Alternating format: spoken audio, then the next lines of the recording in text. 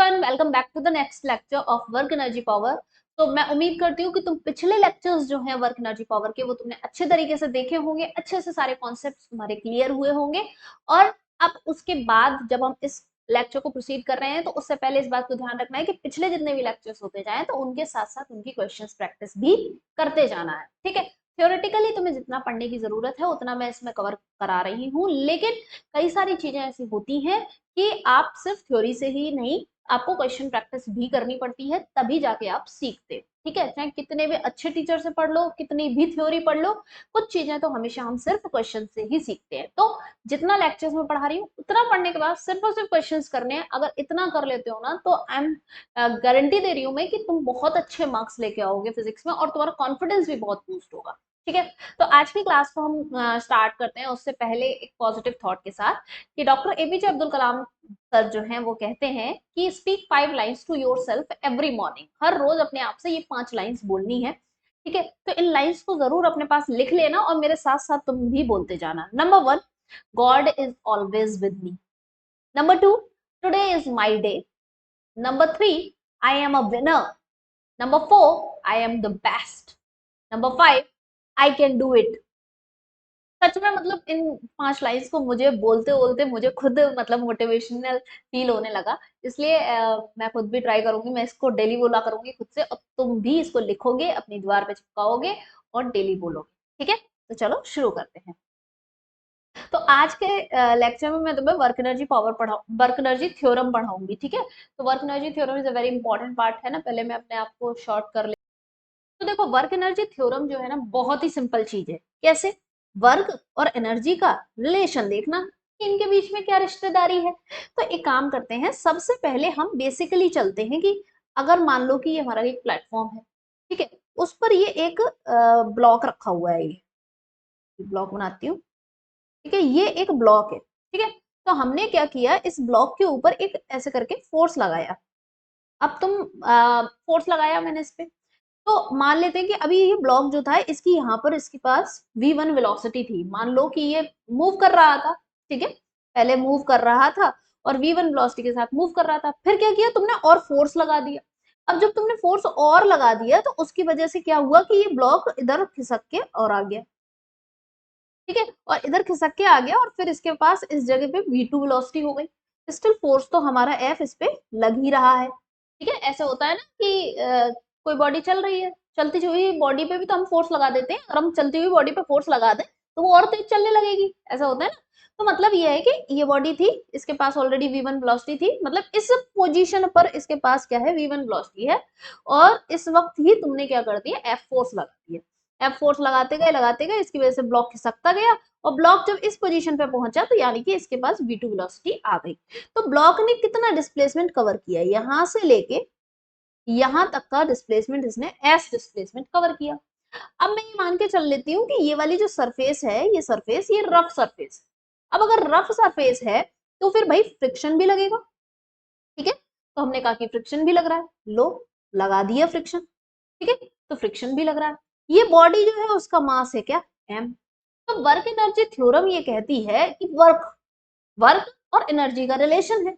तो वर्क और एनर्जी, अब देखो एक बात, तो कौन सी एनर्जी होगी, मैंने तुम्हें बताया था कि जब भी कोई बॉडी मूव करती है, मूव कर रही है यानी कि वेलोसिटी है, और वेलोसिटी है, मूव कर रही है, तो कौन सी एनर्जी है, काइनेटिक एनर्जी। तो इसका मतलब क्या है कि काइनेटिक एनर्जी की बात करूंगी मैं। अब जब फोर्सेस लग रहे हैं और डिस्प्लेसमेंट हुआ है तो वर्क तो हुआ ही होगा। तो वर्क एनर्जी थ्योरम ये कहती है कि वर्क डन या फिर टोटल वर्क डन, या इस तरह से लिख लेते हैं कि work done by all the forces, by all the forces, ठीक है। मैंने यहाँ पर इसीलिए दो फोर्सेस को रखा है क्योंकि तुम्हें ये नहीं सोचना कि सिर्फ एक ही फोर्सेस के द्वारा। अगर कोई बॉडी का मूवमेंट हो रहा है, एक जगह से दूसरी जगह मूवमेंट हो रहा है, डिस्प्लेसमेंट कवर कर रही है बॉडी, तो अगर उसके ऊपर जितने भी फोर्सेस लग रहे हैं, चाहे वो कंजर्वेटिव फोर्सेस हो चाहे वो नॉन कंजर्वेटिव फोर्सेस हो, इसमें ये बात भी ध्यान रखनी है, ठीक है।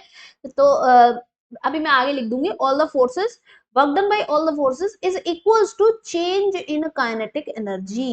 क्या होती है, change in kinetic energy of body, ठीक है।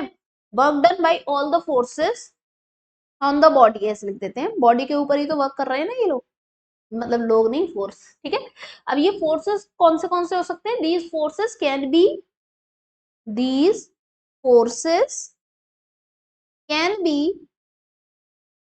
Conservative forces. कंजर्वेटिव कौन से होते हैं? मैंने अभी बताया था पिछले लेक्चर में, बताओ कौन से कंजर्वेटिव फोर्सेस होते हैं? इलेक्ट्रोस्टैटिक फोर्स, ग्रेविटेशनल फोर्स और स्प्रिंग फोर्स, मतलब ये तीन लग रहे हो तो भी। और नॉन कंजर्वेटिव फोर्सेस भी, और की जगह हम लिखेंगे word and. And non conservative forces, ठीक है। तो ये कैसे भी हो सकते हैं, कंजर्वेटिव भी हो सकते हैं, नॉन कंजर्वेटिव फोर्सेस कौन से बताए थे? एयर का रेजिस्टेंस, ठीक है। एयर का रेजिस्टेंस तुम्हें फील करना है, तुम्हें समझ नहीं आ रहा तो एक काम करना, कभी बहुत तेज आंधी चल रही हो और फिर तुम जाना बाहर निकलना, तो फिर तुम्हें फील होता है ना कि हाँ हवा की वजह से रुकावट फील हो रही है। हाँ, तो जो जो बच्चे पतले हुए तो वो कभी आंधी चल रही हो वो बाहर मत जाना। मैं तो आराम से जा सकती हूँ, मुझे, मैं तो इतनी पतली का हूँ, तो मुझे तो आराम, मतलब हवा उड़ा ही नहीं पाएगी। जो पतले बच्चे हो वो कभी बाहर ना जाएं और जब आंधी चले तब, ठीक है। तो work done by all the forces, कौन से फोर्सेस? ये फोर्सेस वर्क कंजर्वेटिव भी हो सकते हैं, ठीक है। फोर्सेस, ये फोर्सेस क्या है? कंजर्वेटिव भी हो सकते हैं और नॉन कंजर्वेटिव भी हो सकते हैं, ठीक है। तो अब अभी मैंने अकॉर्डिंग टू द फिगर, ये जो अब फिगर बनाया है मैंने ऊपर वाला, कि अकॉर्डिंग टू अब फिगर, तो उस फिगर को दोबारा उठा के नीचे ले आते हैं ना, अच्छा लगेगा। कितना आसान काम है ना, ऐसे ही तुम्हारी कॉपी पे भी हो जाया करे तो कितना अच्छा लगेगा तुम्हें। ऐसे कॉपी पे लिखने का ना अलग ही मजा होता है। मतलब कभी कभी तो मेरे को, मैं बोर हो जाती हूँ इस पे लिख लिख के, फिर मैं सोचती हूँ कि कलर भी चेंज कर लेते हैं, फायदा भी है। वही चीज है, ह्यूमन बॉडी है, एक चीज से तो हमेशा बोर हो ही जाती है, ह्यूमन बॉडी को तो कुछ भी दे दो, बोर तो होना ही है ऐसे। चलो खैर, अब बात करते हैं कि वर्क डन, इसी फिगर के हिसाब से देखते हैं। तो वर्क डन कितने कितने फोर्सेस के द्वारा है? वर्क डन, अब मैं एक काम करती हूँ, ऐसे डायरेक्ट ऐसे लिख देती हूँ, work done by force F, ठीक है। एफ फोर्स के थ्रू वर्क डन जो है वो कैसा होगा? एफ फोर्स लिखेंगे, वर्क डन का फॉर्मूला क्या होता है? एफ एस कॉस थीटा, ठीक है। एफ लिख लिया। एस डिस्प्लेसमेंट कितना कवर किया है? ये डिस्प्लेसमेंट कवर किया है तो क्या लिख देंगे? एस। फिर कॉस 0 डिग्री लगाएंगे ना, क्यों? फोर्स भी इधर है, बॉडी भी इधर ही मूव की है, तो डिस्प्लेसमेंट इधर ही तो हुआ है, तो कॉस 0, तो ये क्या आ गया? प्लस का एफ एस, ठीक है। अब हम कहेंगे कि work done by friction force. Work done by friction force, तो फ्रिक्शन का फोर्स लिखोगे, तो डिस्प्लेसमेंट तो एफ ही हुआ है, तो अब देखो फ्रिक्शन किधर है? इधर की तरफ, डिस्प्लेसमेंट किधर है? इधर की तरफ। तो ऐसा नहीं है कि फ्रिक्शन है तो कोई दूसरा वाला डिस्प्लेसमेंट यूज होगा, ऐसा नहीं सोचना कि ये वाला डिस्प्लेसमेंट तो इसी फोर्स की वजह से हुआ था, फिर हम इस वाले डिस्प्लेसमेंट को इस फ्रिक्शन के लिए क्यों यूज कर रहे हैं, ऐसा नहीं सोचना है, ठीक है। ये जो यही एक डिस्प्लेसमेंट है, जो डिस्प्लेसमेंट हुआ है ओवरऑल, चाहे ये वाला फोर्स और ये वाला फोर्स, इन सभी फोर्सेस का ओवरऑल, सभी फोर्सेस की वजह से इतना ही डिस्प्लेसमेंट हुआ है, तो इसी डिस्प्लेसमेंट को यूज करेंगे ये वाले फोर्स के लिए भी और इस वाले फोर्स के साथ भी, ठीक है, जब वर्क डन निकालेंगे तब। तो कॉस 180 डिग्री, तो क्या हो जाएगा? माइनस का माइनस एफ एस, ठीक है, ये लिख देंगे। अब चेंज इन काइनेटिक एनर्जी क्या होगी? What is change in kinetic energy? Obviously यार क्या होता है? In final kinetic energy equals to, sorry, final kinetic energy minus initial kinetic energy, यही तो यूज करेंगे हम। तो अब बताओ फाइनल काइनेटिक एनर्जी क्या होगी? हाफ एम वी टू का स्क्वायर, यही तो करोगे। यहाँ पे देखो v2 है फाइनल वेलोसिटी पे, एक minus half M V one का स्क्वायर, ठीक है। तो ये सब बातें तो हमने भाई सीख ली, ये सब तो हमने क्या कर लिया? सीख लिया। तो according to work energy theorem, according to work energy work energy theorem, ठीक है, मैंने शॉर्ट में लिख दिया है, जो भूलने की टेंडेंसी हो कि भाई क्या था शॉर्ट फॉर्म, तो वे लिख लेना यार, है ना। तो क्या है? Work done by all forces, by all forces, और ये फोर्सेस कैसे हो सकते हैं? कंजर्वेटिव भी हो सकते हैं और कंजर्वेटिव फोर्सेस भी हो सकते हैं और नॉन कंजर्वेटिव फोर्सेस भी हो सकते हैं, ठीक है, शॉर्ट शॉर्ट में लिख देते हैं। और चेंज इन काइनेटिक एनर्जी, ठीक है। तो अब वर्क डन क्या है? एफ प्लस का एफ एस माइनस का F S is equals to 1/2 M V two का square minus 1/2 M V one का स्क्वायर, ठीक है, इस तरह से लिख लेंगे हम। तो बस मैं तो ये रिप्रेजेंटेशन बता रही हूँ, है ना, ऐसे करके लिख जाता है हमारा। ये हो गया हमारा चेंज इन काइनेटिक एनर्जी जो है वो नेटवर्क डन, इसके भी थ्रू लिख लिया, फ्रिक्शन वाले के भी थ्रू लिख लिया, दोनों के थ्रू लिख लिया। ठीक है, तो ये थी हमारी वर्क एनर्जी थ्योरम, सिंपल सी थी ना। अब हम क्वेश्चंस करेंगे इसके बहुत सारे, तो जब क्वेश्चंस करेंगे तब तुम्हें चीजें ज्यादा अच्छे से समझ आने लगेंगी। उससे पहले ये देख लो कि यहाँ पे ये थोड़ा सा मैंने अच्छे से राइटिंग में पहले से लिखा है कि क्या, so the work energy theorem will be work done by conservative force, है ना, मैंने ऐसे बोला था, work done by non conservative force और work done by internal force. मतलब अगर बॉडी के कोई भी इंटरनल फोर्सेस है, मतलब ये समझ लो कि तुम दुनिया भर का कोई भी फोर्स लग रहा हो, तब फिर सभी फोर्सेस की वजह से तुम्हें यहाँ पे वर्क डन रखना होता है, ये इस साइड। ठीक है, और इधर चेंज इन काइनेटिक एनर्जी और के फाइनल माइनस के इनिशियल। ठीक है, चलो, ये लिखा था तो मैंने सोचा दिखाई दूं तुम्हें, है ना। अब नेक्स्ट क्वेश्चन देखते हैं। नेक्स्ट क्वेश्चन क्या कह रहा है, अब बुलेट वेइंग 10 ग्राम, एक बुलेट है, ठीक है। बुलेट का मतलब समझते हो, बुलेट का मतलब वो नहीं कि बुलेट, ठीक है, बुलेट वो वाली बुलेट नहीं कि लड़के समझ रहे हैं हाँ हाँ हमारी बुलेट तो है, बाइक है ना, कुछ के पास होगी कुछ के पास नहीं होगी। और फिर उसके बाद क्या है, ये बुलेट है वो बंदूक की जो गोली होती है वो, ठीक है। ये 10 ग्राम की है, is fired with the velocity of 800 metre per second, 800 metre per second से फायर की जाती है। After passing through a mud wall of 1 metre thick, its velocity decreases to 100 metre per second. इसकी वेलोसिटी जो है वो डिक्रीज होकर कहाँ आ जाती है, 100 मीटर पर सेकेंड। तो हमें बताना है average resistance offered by the mud ball. तो अब तुम एक बात बताओ, पहले मैं फिगर बना के दिखा देती हूँ तो तुम्हें अपने आप चीजें क्लियर हो जाएंगी कि आखिर क्वेश्चन में दिया क्या है।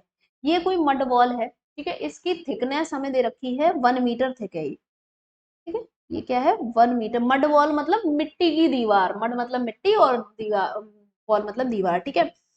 तो ये हो गया बंदूक, सस्ती बंदूक है मेरी भाई, है ना, ऐसे करके बना देते हैं बस, ट्रिगर बना दिया।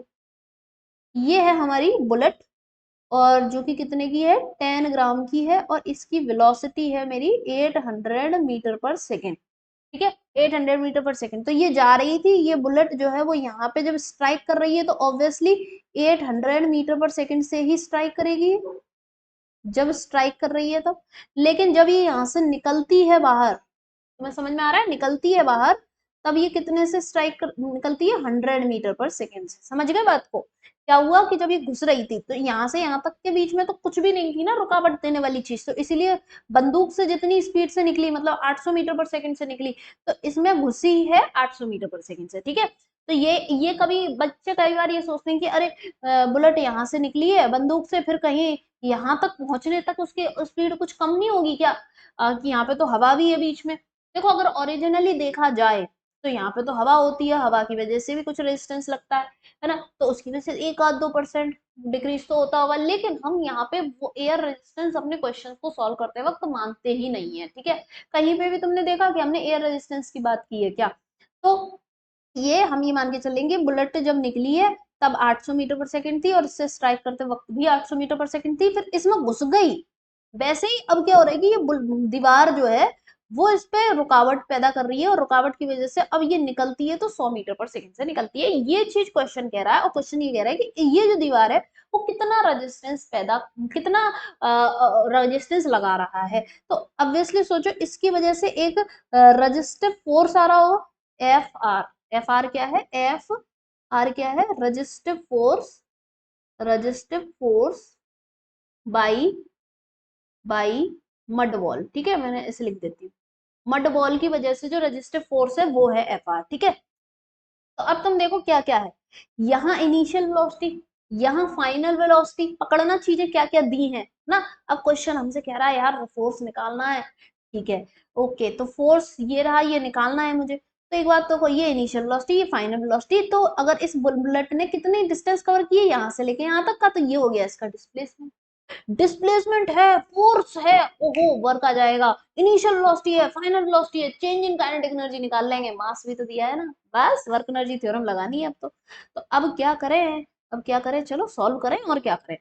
वर्क डन, अब देखो यहाँ पे कोई ऐसी बात तो की नहीं, अप्लाइड फोर्स नहीं है, और कोई फोर्स दिखाई दे रहा है तुम्हें, कोई फोर्स और है ही नहीं, ये रेजिस्टेंस एवरेज, ये बड मड वॉल वाला जो रेजिस्टेंस है उसके अलावा और कोई फोर्स नहीं है, ठीक है। तो work done by F R is equal to change in kinetic energy, ठीक है। तो एक ऐसे यहाँ पे लिख देती हूँ, ये क्या हो जाएगी मेरी इनिशियल वेलोसिटी, ये क्या हो जाएगी मेरी फाइनल वेलोसिटी। ठीक है, क्लियर है इतनी बात? अच्छा अब देखो, work done by F are क्या लिखेंगे, फोर्स लिखेंगे। ठीक है, एफ आर मुझे पता नहीं है तो वो एफ आर ही लिख दिया। फिर उसके बाद डिस्प्लेसमेंट कितना कवर किया है, तो 1 मीटर का डिस्प्लेसमेंट। फिर उसके बाद कॉस थीटा लगाएंगे। कॉस कितना लिखूं मैं, 0 डिग्री लिखूं कि 180 डिग्री लिखूं कि 90 डिग्री लिखूं, बताओ। तो फोर्स किधर है, इधर, बुलेट ने किधर मूव किया, इधर, तो अपोजिट हो गए। तो इसका मतलब मुझे क्या लिखना पड़ेगा, 180 डिग्री।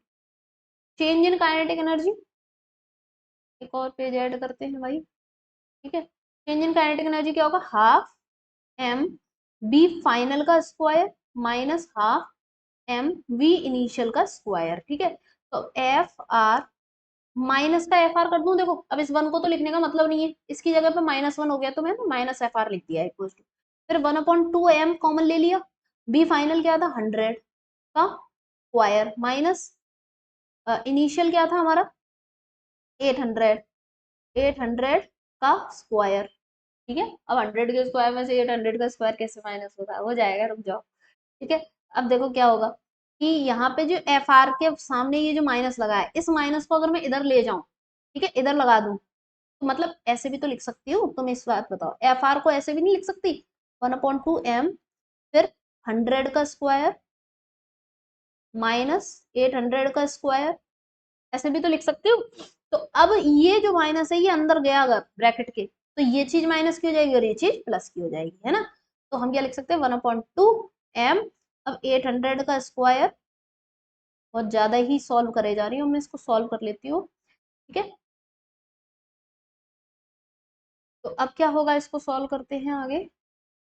तो 1/2 m की वैल्यू 10 ग्राम दे रखी थी, 10 इंटू 10⁻³ इंटू 800 का स्क्वायर, तो 8 का स्क्वायर, 8 जा 64, तो 64 इंटू 10⁻, देखो ये दो हैं, इनको ऐसे समझो ये 10⁻² है। ठीक है, ये 800 जो है, इसको ऐसे समझो 10⁻²।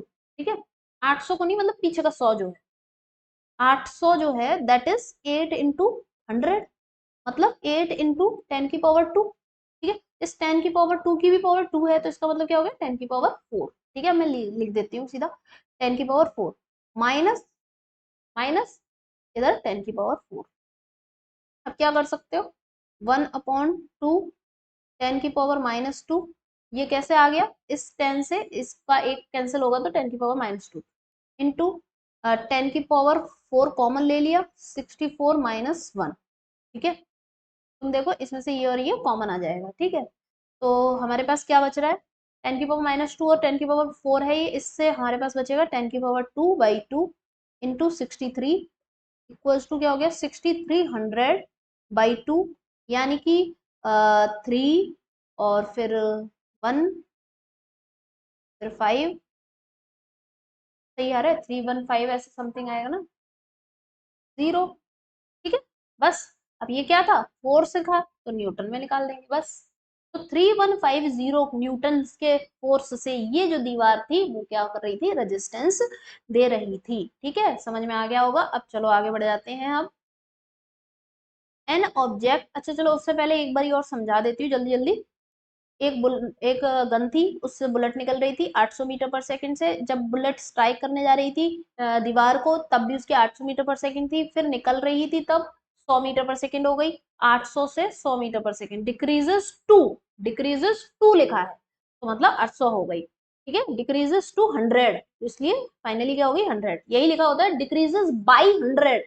तो क्या करते हैं हम, 800 तो थी इनिशियली, फिर लिखा होता है डिक्रीजेस बाई 100, तो हम इस 800 में से 100 घटाते, फिर बचता 700, तो यहाँ हम फाइनली क्या लिखते हैं, 700। ठीक है, तो इन दो टर्म्स का ध्यान रखना। तो ये इनिशियल वेलोसिटी हो गई, ये फाइनल वेलोसिटी हो गई, इससे मैंने चेंज इन काइनेटिक एनर्जी पे फोकस किया। फिर उसके बाद ये फोर्स था और ये डिस्प्लेसमेंट, तो फोर्स और डिस्प्लेसमेंट अपोजिट डायरेक्शन में था, इसलिए cos 180 डिग्री लगाया। तो ये मेन इक्वेशन थी, उसके बाद तो हमने कुछ नहीं किया है, हमने बस कैलकुलेशन मारी है बस, और कुछ नहीं। ठीक है, चलो अगला क्वेश्चन देखते हैं। An object an object of mass 5 kg falls from rest से गिरता है एक object through a vertical distance of 20 metre, okay, attains a velocity of 10 metre per second, how much work is done by the resistance of the air on the object. अब बताओ क्या होगा, अब ये कहाँ से आ गया? अब रेजिस्टेंस ऑफ एयर कैसे आ गया? अभी तो तुम कह रहे होगे कि अभी तो दीदी आप कह रही थी कि हम रेजिस्टेंस ऑफ एयर को कंक्लूड नहीं करते। अरे जब कहा नहीं जाता है तब तक नहीं करते, ठीक है। लेकिन जब कोई कह देता है कि रेजिस्टेंस ऑफ एयर निकालो तो हम मानते हैं, ठीक है। अब हम कैसे माने कि रेजिस्टेंस ऑफ एयर की बात हो रही है? अब देखो मेरे दिमाग में क्या आ रहा है। पहले तो क्वेश्चन ये है कि ये है 5 kg का कोई ये 5 kg का ऑब्जेक्ट, ठीक है।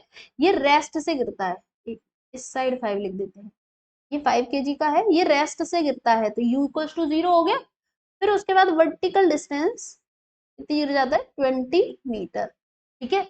और यहाँ पर आके ये इसको वेलोसिटी मिल जाती है 10 मीटर पर सेकेंड, ठीक है। टेढ़ी लाइन हो गई है क्या? अब सही सही सी लग रही है। इसको 10 मीटर पर सेकेंड मिल जाती है, ये होता है। अब बोल रहा है कि एयर रेजिस्टेंस बताओ। एयर रेजिस्टेंस कब काम करता है, किस डायरेक्शन में होता है एयर रेजिस्टेंस? जैसे हम फोर्स के लिए, जैसे जो ग्रेविटेशनल फोर्स है उसके लिए तो हम कह देते हैं भाई हमेशा नीचे की तरफ लगता है, ग्रेविटेशनल फोर्स तो जी भी नीचे लग जाता है। एयर रेजिस्टेंस कहाँ लगता है? भाई तुम जिस डायरेक्शन में चलोगे ना उसके अपोजिट डायरेक्शन में एयर रेजिस्टेंस लगता है। जैसे फ्रिक्शन लगता है ना, जब जहां चलो उसके अपोजिट फ्रिक्शन है, वैसे ही जिस डायरेक्शन में मूव कर रहे हो उसके अपोजिट डायरेक्शन में तो रेजिस्टेंस ऑफ एयर है, ठीक है, एयर रेजिस्टेंस। दूसरी बात क्या ध्यान रखनी है कि हमें कैसे पता चलेगा कि एयर रेजिस्टेंस वाली ही बात है यहाँ पर? एक बात समझो इस बात को। इस क्वेश्चन ने पहले तो कह ही दिया है कि एयर रेजिस्टेंस की वजह से निकालो, बट अभी इस पे कितने फोर्सेस लग रहे होंगे? एक तो ग्रेविटेशनल फोर्स तो लग ही रहा होगा जब वर्टिकली गिर रहा है। ऐसा तो है नहीं कि हम धरती को उठा के बाहर फेंक दें कि नहीं बिना धरती के गिराएंगे, हम तो धरती वाला फोर्स ही नहीं देखेंगे। अरे धरती का फोर्स लगेगा ही लगेगा। क्वेश्चन जब तक कहना दे कि नहीं ग्रेविटेशनल फोर्स को इग्नोर कर दो, ऐसा बहुत ही रेयर होता है कि ग्रेविटेशनल फोर्स को इग्नोर करने की बात होती है। तो नीचे की तरफ क्या लग रहा है हमारा? ग्रेविटेशनल फोर्स एफ जी, ठीक है। और ऊपर की तरफ क्या लग रहा होगा? एफ ए, एयर रेजिस्टेंस, ठीक है। यही फोर्स लगेगा। तो ये मेरी क्या हो गई? Initial velocity. ये मेरी क्या हो गई? Final velocity. अब इनिशियल वेलोसिटी, फाइनल वेलोसिटी, मास, क्या मिल रहा है? Change in kinetic. फोर्सेस और डिस्प्लेसमेंट हुआ है, फोर्सेस और डिस्प्लेसमेंट हुआ है, तो क्या मिल रहा है? वर्क डन, ठीक है। अगर हमसे एयर रेजिस्टेंस की बात नहीं करता तो हम इसको इंक्लूड ही नहीं करते, हम तो बस ये देखते कि भाई ग्रेविटेशनल फोर्स लग रहा है, इनिशियल वेलोसिटी, फाइनल वेलोसिटी, खत्म, टाटा। लेकिन अब एयर रेजिस्टेंस की बात की गई है तो इसलिए अपोजिट डायरेक्शन में बनाया है। तो वर्क एनर्जी थ्योरम क्या कहती है? Work done by gravitational force plus work done by air resistance is equals to change in kinetic energy. समझ गए? Work done by gravitational force कैसे लिखोगे? ग्रेविटेशनल फोर्स इस पे कितना लग रहा होगा? What, how much, what is, कितना होता है ग्रेविटेशनल फोर्स? तो एफ जी इक्वल्स टू क्या होता है? एम जी के बराबर ही तो होता है भाई, एम जी तो इस पे ग्रेविटेशनल फोर्स है ना। तो एम कितना दिया है? 5, जी कितना होता है? 10, तो ये तो 50 किलो दे दिया, 50 न्यूटन। तो अब तुम देखो इसको कैसे लिखोगे? एफ जी डॉट डिस्प्लेसमेंट कितना लिखोगे? डिस्प्लेसमेंट 20 मीटर का हुआ है, ये देखो 20 मीटर का डिस्प्लेसमेंट, ठीक है। तो 20 मीटर का डिस्प्लेसमेंट, फिर उसके बाद क्या होगा? ये एफ जी भी यहीं से पुट कर दूं, है ना। कितना है? 50, ठीक है। अब कॉस क्या रखेंगे? कॉस 0 रखूं या कॉस 180 रखूं? बताओ। एफ जी इधर है, बॉडी भी इधर ही मूव कर रही है, सेम डायरेक्शन में है, तो फिर हम क्या रखेंगे? कॉस 0, फिर प्लस ये एफ ए। तो एयर रेजिस्टेंस तो मुझे निकालना है तो पता नहीं है। फिर उसके बाद यहाँ पे इस तरह से बंद कर लेते हैं। फिर उसके बाद इसके साथ मल्टीप्लाई में डिस्प्लेसमेंट रखेंगे 20। फिर उसके बाद कॉस 180 रखें कि कॉस 0 रखें? बताओ। फोर्स देखो, एयर रेजिस्टेंस ऊपर है, बॉडी नीचे की तरफ डिस्प्लेस कर रही है, तो 180, ठीक है। इक्वल्स टू, इक्वल्स टू हम क्या करेंगे? अब देखो, हाफ एम वी फाइनल क्या है मेरी? वी फाइनल का square minus half M V initial का स्क्वायर, ठीक है। देखो एक बात ध्यान रखा करो, जब भी तुम्हें अगर क्वेश्चन करने में दिक्कत होती है तो एक एक चीज, एक एक छोटी छोटी चीज लिखा करो। जब तक तुम छोटी छोटी चीज लिखोगे नहीं तब तक नहीं हो पाएगा, ठीक है। तब तक तुम्हें कॉन्फिडेंस नहीं आएगा। 50 और 200 को मल्टीप्लाई करेंगे तो कितना हो जाएगा? 10 1 2, ठीक है, प्लस का रहेगा ये। फिर उसके बाद ये देखो, ये 180 कॉस 180 की जगह वजह से माइनस का आ जाएगा, तो -20 एफ ए, ठीक है, ऐसे लिख दू -20 एफ ए। किसी को कोई दिक्कत? कोई दिक्कत नहीं है। हाफ एम, वी फाइनल क्या है 10 का स्क्वायर, माइनस ये तो जीरो हो जाएगी ना, क्यों, वी इनिशियल जीरो था ना, रेस्ट पे थी इसलिए। फिर उसके बाद ये काम कर लेते हैं कि यहाँ पे एम और पुट करना है ना। ऐसा करती हूँ मैं, इस वाले मैटर को इधर ले जाती हूँ और ये वाला मैटर इधर उठा लाती हूँ, ठीक है। तो अब क्या होगा देखो, 1000 माइनस हाफ, एम कितना दे रखा था 5 किलो, और 10 का स्क्वायर मतलब 100 बराबर 20 FA, ठीक है। फिर उसके बाद ये क्या हो गया, 1000 माइनस ये देखो 500/2 कितना हो गया, ये 500 हो गया, 500/2 कितना हो गया, 250 इक्वल्स टू 20 FA, ठीक है। तो अब देखो इधर ले जाएं, दूसरे पेज भी करना पड़ेगा अब तो भाई। FA is equals to 20 FA is equals to 1000 में से 250 जाएगा तो क्या बचेगा, अब हम देखो 1000 में से 250 गया तो हमारे पास बचा 750, ठीक है। अच्छा वैसे क्वेश्चन में हमारे ना वर्क डन क्या पूछा था, work done by resistance of air. तो ये क्या है, ये क्या है, रेजिस्टेंस, एयर रेजिस्टेंस वाला फोर्स, और ये डिस्प्लेसमेंट, ठीक है। तो इसका मतलब ये चीज क्या आ गई मेरे पास, this is the work done by, work done by air resistance, ठीक है। ये आ गया work done by air resistance. लेकिन अगर ऐसे पूछ लेता कि एयर रेजिस्टेंस फोर्स निकालो, तो एयर रेजिस्टेंस फोर्स कैसे निकालते, हम इस तरह से कर देते सिंपल, FA को 20 के नीचे ले आते तो आ जाता। तो कितना हो गया ये 750 जूल, ठीक है। तो मैं इसको बहुत ही, मैंने स्टार्टिंग में थोड़ा सा ध्यान नहीं दे पाया, मेरे को लगा मतलब मेरे माइंड में ऐसा था कि रेजिस्टेंस ऑफ एयर पूछा गया है ना, वर्क डन नहीं पूछा, रेजिस्टेंस ऑफ एयर। तो अगर इसकी वजह से क्या होता है कि हम ये वाला पोर्शन जो है इसको ऐसे ही रखा रहने देते, work done FA, WD FA ऐसे ही रखा रहने देते, बाकी ये वाला पोर्शन और ये वाला पोर्शन सॉल्व कर लेते, ठीक है ना। तो वही आंसर तो यही आता, पर बस ये है कि FA वाला मैटर थोड़ा सा नहीं होता है ना। चलो खैर समझ गए हो गए। अब आगे बढ़ते हैं नेक्स्ट क्वेश्चन, कि a vehicle of mass m, एक व्हीकल है उसका मास है क्या m, is moving in the x direction with the constant speed, x direction में मूव कर रहा है, ठीक है। It it is subjected to a retarding force, इसके ऊपर क्या है, एक रिटार्डिंग फोर्स लग रहा है, it is subjected to a retarding force, मतलब इसके ऊपर एक रिटार्डिंग फोर्स लग रहा है, फोर्स क्या दिया है, ये रहा, ठीक। During its interval x equals to 20 metre से लेके x इक्वल्स टू 30 मीटर तक लग रहा है, change in its kinetic energy निकालो। अगर कभी भी क्वेश्चन में फोर्स ऐसे डिस्प्लेसमेंट सा दे रखा हो, चेंज इन काइनेटिक एनर्जी लगाना है, निकालना है, तो डेफिनेटली तुम्हें वर्क एनर्जी थ्योरम ही लगानी है। तो अब तुम क्या करोगे, अब तुम्हें एक बात बताओ मुझे, कि अब तुम एक बात तो जानते हो कि work done is equals to change in kinetic energy, ये फॉर्मूला लगेगा, ठीक है। चेंज इन काइनेटिक एनर्जी के लिए तुम ये भी जानते हो कि के फाइनल माइनस के ई इनिशियल करना, ये भी तुम जानते हो। लेकिन क्या, अब मुझे ये बताओ, क्या वर्क डन सिंपल ऐसे करके आ जाएगा, फोर्स डिस्प्लेसमेंट और कॉस थीटा, इस फॉर्मूले से हम कर लेंगे, नहीं, इस फॉर्मूले से हम यूज नहीं करेंगे, क्यों नहीं करेंगे, बिकॉज ये वाला फॉर्मूला जो था, use when force is constant, force is constant जब यूज होता था, जब फोर्स कांस्टेंट होता था। लेकिन क्या क्वेश्चन में फोर्स कांस्टेंट है, देखना जरा, फोर्स तो भाई एक्स पे डिपेंड कर रहा है अकॉर्डिंग टू द क्वेश्चन, ठीक है। लेकिन इन क्वेश्चन, क्वेश्चन में क्या है, फोर्स क्या दे रखा है, F इक्वल्स टू -0.1x, यानी कि फोर्स जो है वो x पे डिपेंड कर रहा है, ठीक है, x पे डिपेंड कर रहा है फोर्स। इसका मतलब भाई ये क्या है, वेरिएबल फोर्स है, और ये कैसा हो गया, ये मेरा वेरिएबल फोर्स, और वेरिएबल फोर्स के केस में हम क्या करते हैं, वर्क डन के लिए क्या करते थे, yes, to find out the work done हम वेरिएबल केस के अंदर इंटीग्रेशन करते थे, तो इंटीग्रेशन करेंगे, ठीक है। तो हम वेरिएबल फोर्स है, तो for work done use integration वाला फॉर्मूला, इंटीग्रेशन मेरी इमेज के पीछे जा रहा है, पर तुम लोग समझते जाना, अभी ऊपर खिसका दूंगी मैं, कट जाएगा, वर्क डन यूज इंटीग्रेशन वाला फॉर्मूला,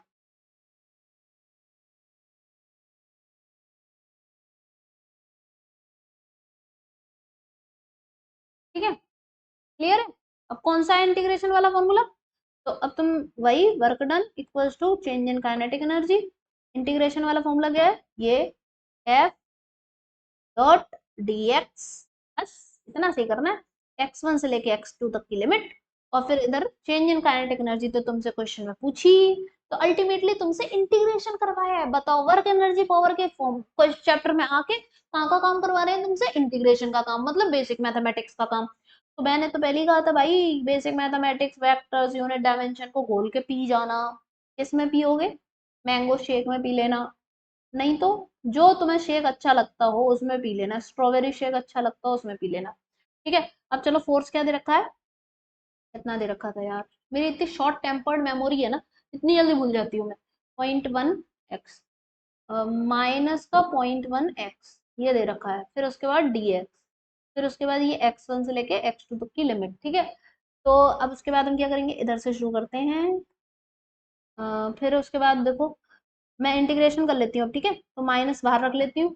0.1 x की पावर 1 है, तो इसका मतलब 1 + 1 चढ़ेगा, ऊपर जाएगा 2/2, और इसकी लिमिट्स लगाएंगे x1 से लेके x2 तक। ठीक है, x1 क्या है, मेरा क्वेश्चन में दिया है, देखो ये है x1। कह नहीं रहा है कि ट्रेवल्स फ्रॉम 20 मीटर से 30 मीटर, तो x1 क्या हो गया मेरा 20 मीटर, x2 क्या हो गया 30 मीटर, तो 20 मीटर से लेके 30 मीटर तक। ओके, तो अब क्या करते हैं, upper limit minus lower limit करते हैं, तो -0.1, फिर ये माइनस तो बाहर रखा रहने दो, ये बिल्कुल बाहर। ठीक है, और फिर इंटू 30 का स्क्वायर अपॉन 2, -0.1 इंटू 20 का स्क्वायर अपॉन 2। ठीक है, समझ गए, टेढ़ी मेढ़ी लाइन हो गई है, दिल पे नहीं लेने का है, किडनी पे ले लेना तो बह के बाहर निकल जाएगा वो। ठीक, फिर उसके बाद आते हैं, बात करते हैं, तो ये क्या हो गया, अब देखो ये हो गया 30 का स्क्वायर करेंगे तो ये हो गया 900, और फिर एक पॉइंट से जीरो हट जाएगा तो 90/2 रह जाएगा ये। ठीक है, तो 90/2 माइनस, अब ऐसे ही ये क्या हो जाएगा, 20 का स्क्वायर 400, 400 में दो जीरो आते हैं, फिर एक जीरो जो होगा इसके पॉइंट की वजह से कट जाएगा, तो 40/2। ठीक है, थोड़ा सा अपनी हिंदी बोल लेते हैं ना तो ऐसे अच्छा सा लगता है, ऐसे बोलो 40/2, 90/2, तो बहुत बहुत हैवी सा लगता है। वैसे मुझे आपको ऐसे, चलो ठीक है ना, 45 हो गया 90/2, और ये हो गया 20, कितना बचा माइनस का, 45 में से 20 गया तो 25। ठीक है, माइनस का 25 नहीं, ये वाला माइनस यहाँ आया है, बाकी 45 में से 25, 45 में से 20 का माइनस किया, इसलिए 20 जूल आया है। अब देखो ये चेंज इन काइनेटिक एनर्जी जो है वो माइनस में आ रही है, इसका मतलब क्या है, इसका मतलब ये है कि भाई हम चेंज इन काइनेटिक एनर्जी मतलब क्या है, kinetic energy final minus kinetic energy initial, ये चीज नेगेटिव में आ रही है। इसका मतलब ये है कि हमारी क्या है, इनिशियल काइनेटिक एनर्जी बड़ी थी फाइनल काइनेटिक,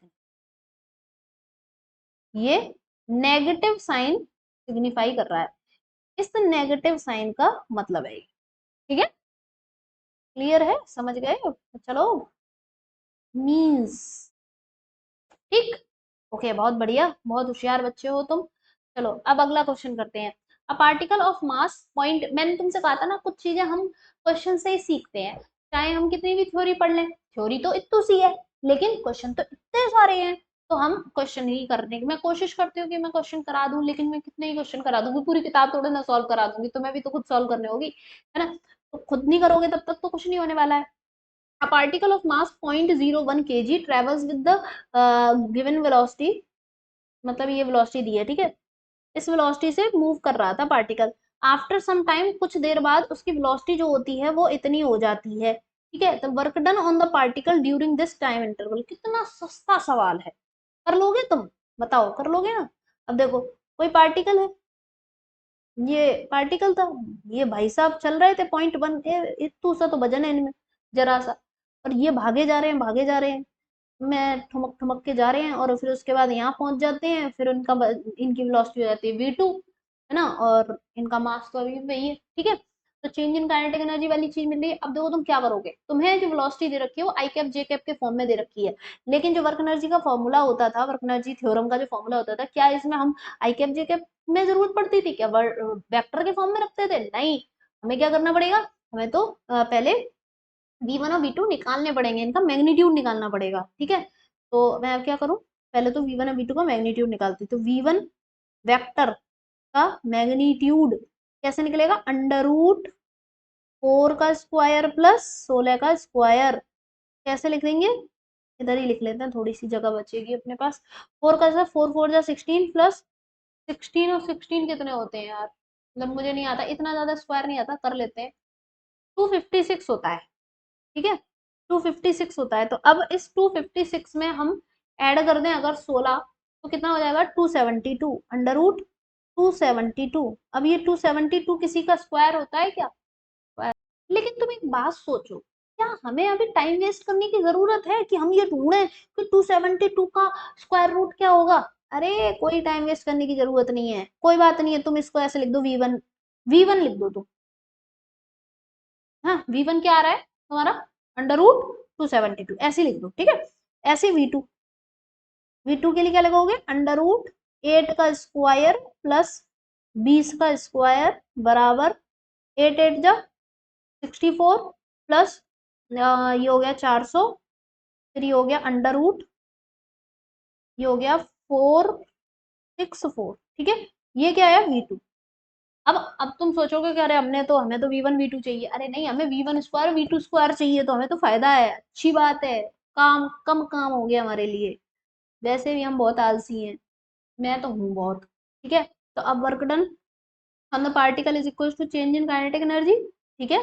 तो वर्क डन ही तो निकालना है, यानी कि हमसे क्या बोल रहा है, चेंज इन काइनेटिक एनर्जी। तो हाफ एम कॉमन ले लूं अब की बार, मैं बार बार नहीं लिख रही। वी फाइनल का स्क्वायर माइनस वी इनिशियल का स्क्वायर। देखो आ गया मजा, असली मजा। असलियत में तो हमें यहाँ पे स्क्वायर चाहिए।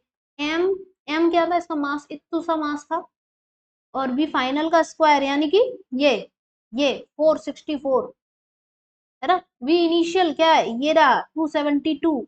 अब देखना तुम कितनी सस्ती सी कैलकुलेशन होने वाली है, सब कुछ सस्ता ही है इस क्वेश्चन चैप्टर उसका। 10⁻⁻2 लिख दूं, जी 10, ये इसको 10⁻⁻2 लिख दिया, क्यों, इसका पॉइंट हटाएंगे तो नीचे 2 जीरो आ जाएंगे, 2 जीरो है नीचे, तो ऊपर की तरफ हम ऐसे पावर में ऐसे लिख सकते हैं 10⁻⁻2 इनटू। अब 4 में से 2 गए तो 2 बचे, 16 में से 7 तो 9, और फिर 3 में से 1 192 आ रहा है। अब इसको थोड़ा सा 2 से डिवाइड कर लेते हैं, 9 और 6 96 10⁻⁻2, यानी कि वर्क डन आ गया हमारा भाई 0.96। वाओ धूल, सही है बिल्कुल, D is the correct answer. मजा आ गया, मतलब खुशी तो पता है आज भी मुझे उतनी होती है जब कोई क्वेश्चन सॉल्व हो जाए, मजा आ जाता है। आज भी का मतलब ये है कि चाहे कितना भी टाइम हो जाए हमें क्वेश्चन सॉल्व करते करते, कोई क्वेश्चन सॉल्व हो जाए तो अच्छा लगता है। मैं एक्चुअली सिर्फ और सिर्फ मैं इतना करती हूँ, क्वेश्चंस रख लाती हूँ, लेकिन सॉल्व मैं क्लास के ड्यूरेशन में ही करती हूँ, क्योंकि मेरे पास इतना टाइम नहीं होता कि मैं पहले से इनको पूरा पूरा सॉल्व करूँ। तुम्हारे ही सामने पढ़ाती हूँ, तो ही पढ़ाती हूँ, फिर तुम्हारे सामने ही सॉल्व करती हूँ। ठीक है, तो चलो हो गया। अब नेक्स्ट पढ़ते हैं हम पोटेंशियल एनर्जी क्या होता है। तो मैंने तुम्हें काइनेटिक एनर्जी पढ़ाई, फिर मैंने तुम्हें बताया काइनेटिक एनर्जी क्या होता है, फिर मैंने तुम्हें वर्क एनर्जी थ्योरम बताई, वर्क एनर्जी पर थ्योरम पे क्वेश्चन कर लिए। और उससे पहले हमने काइनेटिक एनर्जी पढ़ी थी, काइनेटिक एनर्जी का लीनियर मोमेंटम के साथ रिश्ता पढ़ा था कि उनके बीच में क्या रिश्तेदारी है, और फिर उस पर बेस्ड जो क्वेश्चन होते हैं वो किए थे। फिर वर्क एनर्जी थ्योरम पढ़ी।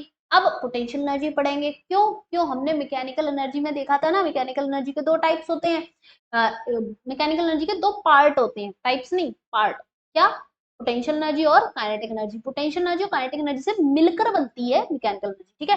तो काइनेटिक एनर्जी हम पढ़ चुके, अब हम पढ़ेंगे पोटेंशियल एनर्जी, ठीक है। ओके अब शुरू करते हैं एनर्जी। अब एक बात बताओ, मैंने तुम्हें क्या बोला था, काइनेटिक एनर्जी क्या थी, काइनेटिक एनर्जी थी कि कोई भी बॉडी को मूव करती है तो उसके पास जो एनर्जी होगी तो काइनेटिक एनर्जी, मतलब अगर कोई मूविंग बॉडी है तो उसके पास डेफिनेटली काइनेटिक एनर्जी है। तो अब जब इतनी सारी रिस्पेक्ट एक मूव करने वाले को दी जा रही है, मतलब उस कोई मूविंग बॉडी है उसके लिए एक अच्छी सी एनर्जी बना दी, है ना। तो फिर जो रुकी हुई बॉडी है उसके लिए भी कोई एनर्जी बनाओ, तो बना दी ना पोटेंशियल एनर्जी।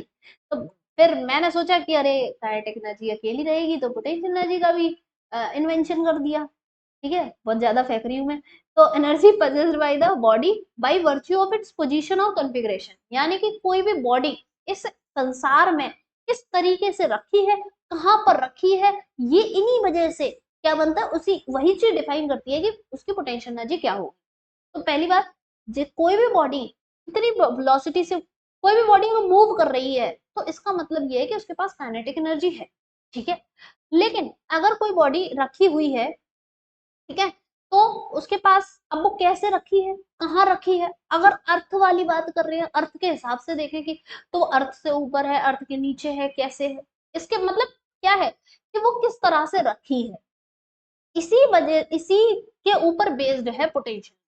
ठीक है, किस तरह से वो रखी है, उसका पोजीशन क्या है, उसका कॉन्फ़िगरेशन क्या है, कॉन्फ़िगरेशन का मतलब वो खुद एक बॉडी है और अदर बॉडीज अगर रखी हो तो उनकी वजह से उसका क्या कॉन्फ़िगरेशन आएगा, that is the potential energy. ठीक है, उसके वजह से हम क्या डिफाइन करते हैं, पोटेंशियल एनर्जी। ठीक, तो पोटेंशियल एनर्जी अलग अलग टाइप की है, कैसे, एक होती है हमारी ग्रेविटेशनल पोटेंशियल एनर्जी, मतलब जब हम किसी भी बॉडी का कॉन्फ़िगरेशन अर्थ के हिसाब से देख रहे हैं, ठीक है, अर्थ के रिस्पेक्ट में देख रहे हैं, तो ग्रेविटेशनल पोटेंशियल एनर्जी को डिफाइन करेंगे। अगर हम elastic potential energy, elastic potential energy मतलब जब हम स्प्रिंग के केस में देख रहे हैं तब हम देखेंगे, है ना, ये कब था, जब हमारे ग्रेविटेशनल यानी कि अर्थ के केस में बात की जा रही थी, ग्रेविटेशनल। अब तुम एक चीज पकड़ोगे अभी बहुत जल्दी ही, देखो अब ये क्या है, इलेक्ट्रिक पोटेंशियल एनर्जी, मतलब जब चार्जेस वगैरह के बारे में बात हो रही है तो चार्जेस के बीच में कौन सा फोर्स लगता है, इलेक्ट्रोस्टैटिक।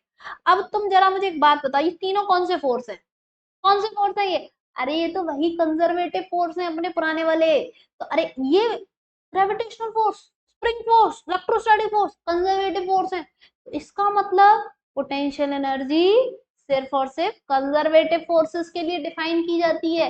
ये क्वेश्चन भी आता है theoretical, potential energy is defined for conservative forces. ठीक है, अगर ग्रेविटेशनल फोर्स के लिए डिफाइन कर रहे हैं तो gravitational potential energy, spring force के लिए कर रहे हैं तो elastic potential energy, electrostatic force के लिए कर रहे हैं तो इलेक्ट्रिक पोटेंशियल एनर्जी, यानी कि तीन ही पोटेंशियल एनर्जी पढ़नी है तुम्हें बस, और कुछ नहीं पढ़ना। ठीक है, और तो बस बाकी चीजें क्या है, यही तीन पोटेंशियल एनर्जी हम पढ़ते हैं। ठीक है, तो अब हम सबसे पहले देखते हैं ग्रेविटेशनल पोटेंशियल एनर्जी को, ठीक है, और इलास्टिक पोटेंशियल एनर्जी को देखेंगे। इलेक्ट्रिक पोटेंशियल एनर्जी जो है इसकी तो डिटेल हम पूरा इलेक्ट्रोस्टैटिक्स चैप्टर में पढ़ते हैं। ग्रेविटेशनल पोटेंशियल एनर्जी हम यहाँ पे थोड़ी सी पढ़ेंगे, बाकी तो मेनली हम ग्रेविटेशन वाले चैप्टर में पढ़ेंगे। ठीक है, और इलेक्ट्रिक पोटेंशियल एनर्जी यहाँ देखेंगे। ठीक है, तो चलो अब शुरू करते हैं ग्रेविटेशनल पोटेंशियल एनर्जी से। तो आखिर gravitational potential energy of a body, किसी भी बॉडी की ग्रेविटेशनल पोटेंशियल एनर्जी क्या होती है, इज ड्यू टू, किसकी वजह से है, is due to position of the body. ठीक है, position, position of the body above और below the surface of earth. ठीक है, तो अभी मैं कहूं कि ग्रेविटेशनल पोटेंशियल एनर्जी किसी भी बॉडी की किसकी वजह से है, तो तुम क्या कहोगे, कोई भी बॉडी अर्थ की सरफेस से कहाँ रखी है, ऊपर रखी है, अर्थ की सरफेस के ऊपर रखी है, मतलब अबव रखी है या अर्थ की सरफेस पर रखी है या फिर अर्थ की सरफेस से नीचे रखी है, इन तीनों चीजों पे ही डिपेंड करती है कि वो ग्रेविटेशनल पोटेंशियल एनर्जी उस बॉडी की क्या होगी। ठीक है, तो मैंने ये क्या कराई है, अर्थ की सरफेस बनाई है। ठीक है, अब हमने ये हमारी क्या है, अर्थ की सरफेस, अर्थ की सरफेस।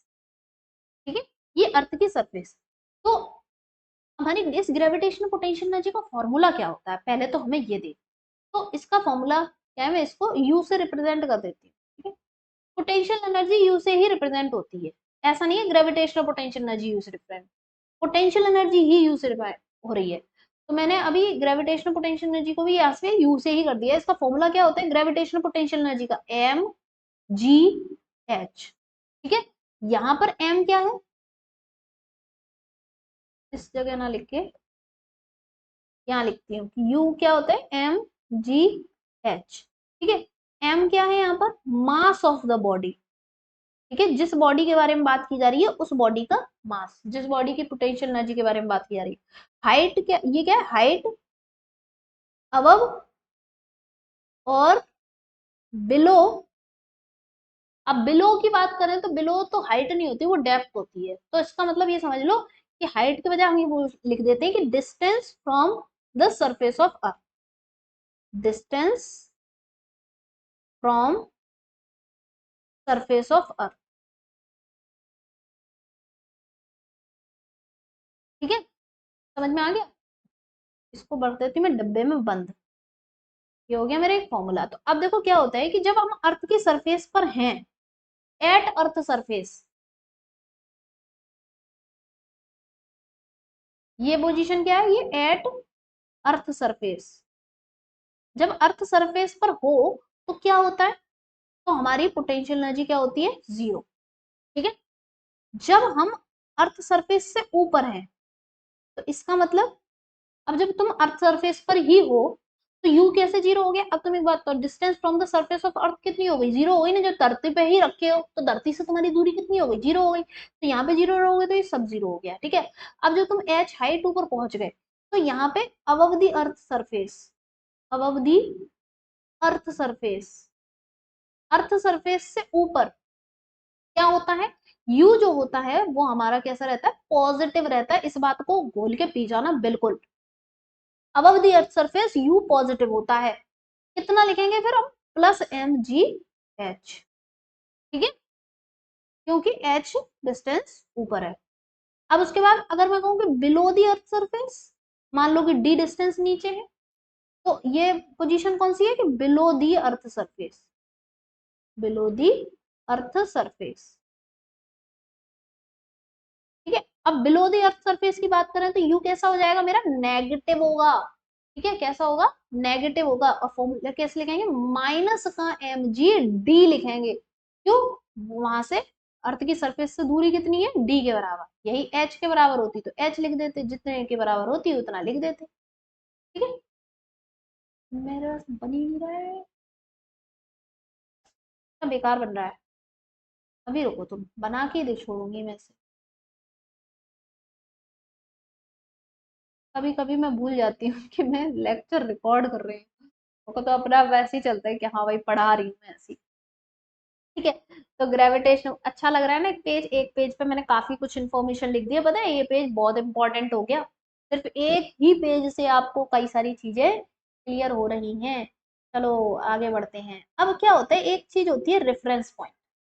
अब ये रेफरेंस पॉइंट क्या होता है, चाहे ये तुम ग्रेविटेशनल पोटेंशियल एनर्जी के लिए बात करो, चाहे ये तुम इलेक्ट्रिक पोटेंशियल एनर्जी के लिए बात करो, चाहे इलास्टिक पोटेंशियल एनर्जी की बात के लिए बात करो, तीन ही तो पोटेंशियल एनर्जी बताई, ग्रेविटेशनल, इलेक्ट्रिक और इलास्टिक पोटेंशियल, तीन बताई मैंने। तो तीनों के लिए ही बात हो रही है। तो प्लेस कब, रेफरेंस पॉइंट क्या होता है, रेफरेंस पॉइंट वो जगह होती है या फिर वो पॉइंट होता है जहां पर हम कंसीडर करते हैं कि पोटेंशियल एनर्जी जीरो होगी। जहां पर हम क्या कंसीडर करते हैं कि पोटेंशियल एनर्जी हमारी क्या होगी, जीरो हो। ठीक है, अभी तुम्हें याद हो मैंने जब तुम्हें स्प्रिंग वाली चीज करा रही थी तब शायद नहीं बताया था, अभी बताऊंगी। ठीक है, तो for gravitational potential energy reference point क्या होता है, अर्थ सरफेस। तो इसको जरा थोड़ा ढंग से लिख लेते हैं। ठीक है, यही मैंने तुमसे कहा कि ये तो सबके लिए होता है।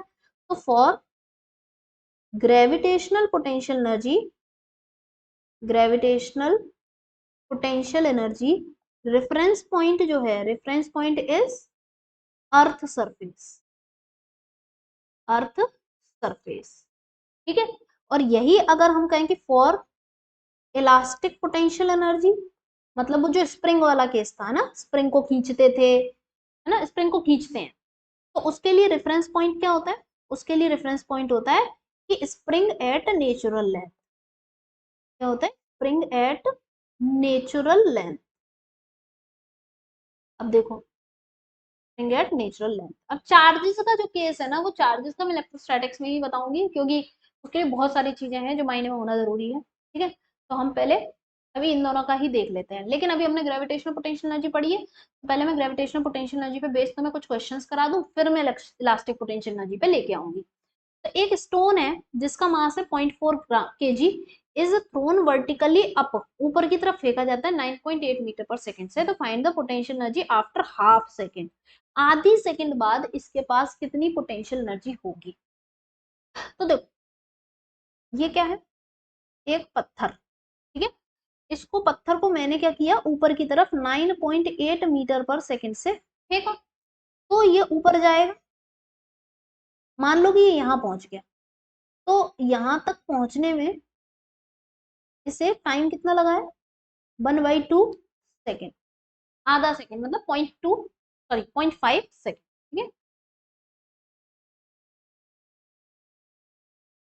0.5 सेकेंड यहाँ तक पहुंचने में लगा है। तो इस वक्त इस जगह पे इसकी क्या होगी, वेलोसिटी, सॉरी वेलोसिटी नहीं पूछी है, क्या पूछा, पोटेंशियल एनर्जी पूछी। इस जगह पर क्या पूछा है, पोटेंशियल एनर्जी। अब जब कुछ कहा नहीं है कि कौन सी पोटेंशियल एनर्जी है, तो एक बात बताओ, क्या यहाँ पे कोई स्प्रिंग है? अब तुम कंफ्यूज हो रहे हो, अरे मैंने तो तीन पोटेंशियल एनर्जी पढ़ी थी, मैं कौन सी वाली का फॉर्मूला लगाऊं? क्योंकि अभी मैं आगे जब तुम ग्रेविटेशनल पोटेंशियल एनर्जी भी पढ़ लोगे, तीनों पोटेंशियल एनर्जी पढ़ लोगे, तब तुम्हें कंफ्यूजन होगा कि कौन सी लगा। तो एक बात सोचो, क्या यहाँ पे स्प्रिंग है? नहीं है, तो स्प्रिंग की पोटेंशियल एनर्जी नहीं लगनी है। चार्ज है? नहीं है। क्या है? पत्थर फेंक रहे हैं ऊपर नीचे, तो ऐसे ही कर रहे हैं, तो अर्थ तो है ही, तो अर्थ की यानी कि ग्रेविटेशनल पोटेंशियल एनर्जी है। ठीक है, तो यानी कि फॉर्मूला तुम्हें कौन सा लगाना पड़ेगा? mgh। ठीक है, मास दिया है, जी हमारे पास होता ही है, हमें क्या पता करना है? इसकी ये हाइट पता करना है। तो हाइट कैसे पता करेंगे? Obviously h equals to ut plus half G T square वाला फॉर्मूला लगाना पड़ेगा मुझे। ठीक है, तो इससे लगाऊं या फिर और क्या तरीका है बताओ? और कोई तरीका है इसको निकालने का? अब देखो, अगर मैंने ये फॉर्मूला यूज किया तो मेरे लिए ना डिफिकल्ट हो जाएगी कैलकुलेशन। क्यों? क्योंकि इनिशियल पोटेंशियल, इनिशियल वेलोसिटी में यहाँ रखूंगी ये, है ना, फिर टाइम भी रखना पड़ेगा और ये सारी पूरी चीजें रखनी पड़ेंगी, और उसमें जब ये स्क्वायरिंग वगैरह में जाएगा तो कैलकुलेशन हैक्टिक होगी। तो तुम्हें याद हो मैंने जब वो पढ़ाया था मोशन इन वन डायमेंशन, तो मैंने कहा था कि मैं तुम्हें एक नई इक्वेशन सिखा रही हूँ, क्या? VT minus half G T square. मतलब ये भी ऐसे ही हाइट निकालने के लिए होता है, लेकिन जब तुम्हारे पास फाइनल वेलोसिटी वाली चीज हो, फाइनल वेलोसिटी की यूज करनी हो तुम्हें, इनिशियल वेलोसिटी का यूज नहीं करना है, तो बस ये साइन बदल जाता है। तो अब मैं इसको यूज करने में क्यों इंटरेस्टेड हूँ? अब तुम कहोगे कि अरे इनिशियल वेलोसिटी दी है तो आप फाइनल वेलोसिटी पे क्यों ध्यान दे रही हो? वो जब अच्छा रहता है जब यहाँ पर इसने ये बोला होता है कि इतनी हाइट पर जाने के बाद, यानी कि हाफ सेकंड बाद यहाँ पर वेलोसिटी जीरो हो गई है। अगर यहाँ पे वेलोसिटी जीरो हो रही होती तो मैं इस पार्ट को जीरो करके इस फॉर्मूले को यूज कर लेती। ठीक है, तो मतलब मैं इसको यूज नहीं कर सकती बिकॉज मेरे पास अभी आइडिया ही नहीं है कि यहाँ पर इस पॉइंट पर वेलोसिटी क्या होगी, है ना। और ऐसा भी नहीं कहा कि यहाँ पे जीरो होगी, अगर यहाँ जीरो हो रही होती ना तो हम इसको यूज कर लेते। ठीक है, तो दरअसल मेरा मतलब था कि मैं तुम्हें ये वाला फॉर्मूला भी आज रिवाइज करवा दूं। तो हम इसी फॉर्मूले पे वापस आते हैं कि H equals to U T plus half G T square पे आएंगे। तो एच मुझे निकालना है, इनिशियल वेलोसिटी मेरे को क्या दे रखी है? 9.8, टाइम 1/2। प्लस लगाएंगे कि माइनस लगाएंगे बताओ? बॉडी ऊपर मूव कर रही है, बॉडी ऊपर मूव कर रही है और जी क्या है? नीचे। जब इन दोनों की डायरेक्शन अपोजिट हो तो तुम माइनस लगाओ हमेशा। अब जी की वैल्यू क्या रखें? 9.8 ही रखो। क्यों? क्योंकि जब क्वेश्चन में गिवन जो चीजें हैं वो 9.8 में है, तो उस टाइम पे 9.8 रखो, क्योंकि कहीं ना कहीं कटने के चांसेस बन जाएंगे। फिर ये 1/2 का square, H is equal to 9.8/2 minus 9.8 by, अब तुम देखना ये 4 हो जाएगा स्क्वायर होके, और फिर ये एक और 2 है, तो यानी कि ये 8 हो जाएगा, है ना। एच इज इक्वल टू क्या कर सकते हैं हम? देखो मेरे को क्या अच्छा लगता है पता है, मैं क्या करती हूँ कि ये भी है ये भी है, इन दोनों का हमें सेम करना है। ठीक है, तो अगर मैं इसमें कुछ ऐसा मल्टीप्लाई कर दूं जिससे ये 8 बन जाए नीचे वाला, तो यानी कि मैं इसमें 4 का मल्टीप्लाई नीचे कर दूं, 4 का मल्टीप्लाई ऊपर कर दूं, ये 8 बन जाएगा ना। तो यानी कि क्या हो जाएगा? नीचे हो गया 8। अब सीधी बात है, 4 × 9.8 माइनस 9.8 ऐसे करके लिख लो। ठीक है, फिर उसके बाद हम देखते हैं आगे, तो h इज इक्वल्स टू 9.8, फिर 4 माइनस 1 बाई 8। ठीक है, तो ये हो गया 9.8 इंटू 3/8। तो इसको जस्ट सॉल्व करना है, एक बार करो सॉल्व इसे। तो मैं इसको डायरेक्ट लिख देती हूँ, 3.67 समथिंग आ जाएगा ये, है ना, 3.67। तो ये मेरी क्या आई है? अभी हाइट आई है ना। तो अभी हम आगे और बढ़ते हैं, क्योंकि अभी मुझे क्या चाहिए? पोटेंशियल एनर्जी चाहिए। ठीक है, तो potential energy U equals to M G H. M क्या दे रखा है? 0.4। जी क्या हो जाएगा? 9.8। ठीक, फिर उसके बाद हाइट क्या हो जाएगी? 3.67। तो अब ये तो थोड़ा सा मल्टीप्लाई करने वाला पार्ट है, तो बस इसको मल्टीप्लाई कर लेना है तुम्हें, तो आ जाएगा 14.4, क्या लिखेंगे? जूल। ठीक है, energy, this is the answer. Okay, तो हमें क्या करना था मैंने समझा दिया तुम्हें। अब हम बात करते हैं इलास्टिक पोटेंशियल एनर्जी। तो इलास्टिक पोटेंशियल एनर्जी क्या होता है? It is the energy of the spring associated with the compression और एक्सपेंशन ऑफ स्प्रिंग, मतलब दिस इज द एनर्जी। ये एनर्जी कब डेवलप होगी? ये एनर्जी जब डेवलप होगी, किसी भी स्प्रिंग में डेवलप होगी। पहली बात कब होगी? जब या तो स्प्रिंग को तुम दबाओगे या फिर उसको पकड़ के खींचोगे, तभी।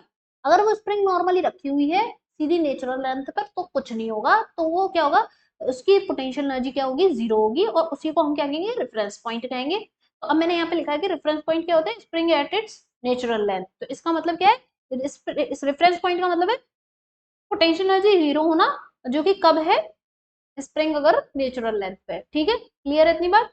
तो अगर स्प्रिंग को दबाओगे, कंप्रेस करोगे या फिर स्प्रिंग को खींचोगे, तो उसके अंदर पोटेंशियल एनर्जी डेवलप होगी। और उस पोटेंशियल एनर्जी का फॉर्मूला क्या रहेगा, U is equal to half K X square. U equal to half K X square. अब इसको थोड़ा सा मैं तुम्हें अच्छे फिगर्स से समझाती हूँ, ठीक है? तो देखो, मैंने ये कुछ फिगर्स बनाए हैं, इनको देखो। तो सबसे पहले मेरे पास ये स्प्रिंग है मेरी, ठीक है? ये एक स्प्रिंग है जो कि क्या है, अपनी नेचुरल लेंथ पर है, इतनी इसकी नेचुरल लेंथ है।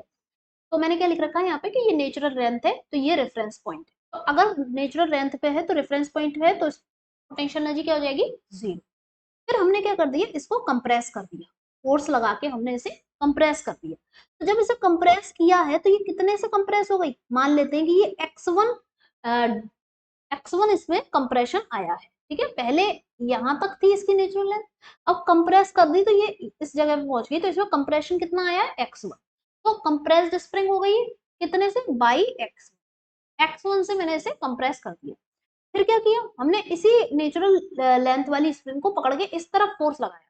जब हम कंप्रेस कर रहे थे तो हमने इस तरफ फोर्स लगाया था, जब इधर फोर्स लगाएंगे तभी तो ये ऐसे करके कंप्रेस होगी, ठीक है? जब हम इस पे इस तरफ फोर्स लगा रहे हैं, तो इस तरफ फोर्स लगाने से क्या हुआ कि ये खिंच गई, ये खिंच गई और एक्सपेंड हो गई, एक्सपेंडेड हो गई। तो एक्सपेंडेड स्प्रिंग बाई x2, मान लो कि ये x2 से एक्सपेंड हो गई, ठीक है?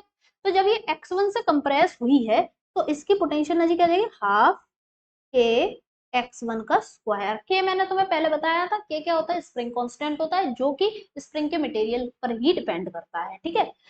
और ये इसकी पोटेंशियल एनर्जी क्या हो जाएगी, 1/2 के x2 का स्क्वायर, ठीक है? ये जो x या x1 जो भी हम लेते हैं, यानी कि ये वाली जो चीज लेते हैं, दिस इज द एक्सटेंशन, या फिर ये क्या होता है, कंप्रेशन या फिर एक्सटेंशन। एक्सटेंशन मतलब खिंचाव जो है, या फिर एक्सपेंशन जो है, एक्सपेंशन वर्ड यूज करते हैं, expansion taken from natural length, ठीक है? नेचुरल लेंथ से ही लेना है, ये नहीं है कि आधी पहले से खिंची हुई थी, मतलब पहले से स्प्रिंग थोड़ी सी खिंची थी फिर उसके बाद और खिंची है तो वो वाला ले रहे हैं, नहीं। ये सारी इसमें जो एक्स रखते हैं, ये कहाँ से होती है, नेचुरल लेंथ से, ठीक है?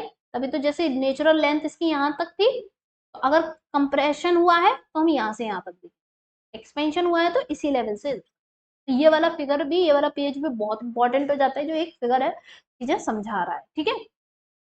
अब नेक्स्ट जो हमें इसमें पढ़ना होता है वो होता है कि जैसे elastic potential energy for a spring, ठीक है? हम इलास्टिक पोटेंशियल एनर्जी देखेंगे किसी स्प्रिंग के लिए, उसको या तो खींचा जाए या फिर उसे दबाया जाए बाई सेम कांस्टेंट फोर्स, ठीक है? तो इलास्टिक पोटेंशियल एनर्जी, या फिर हम ऐसे कह सकते हैं comparison of elastic potential energy for two springs, ठीक है? तो मैं इसको थोड़ा सा एडिट करूं अगर मैं इसकी डेफिनेशन लाइन में,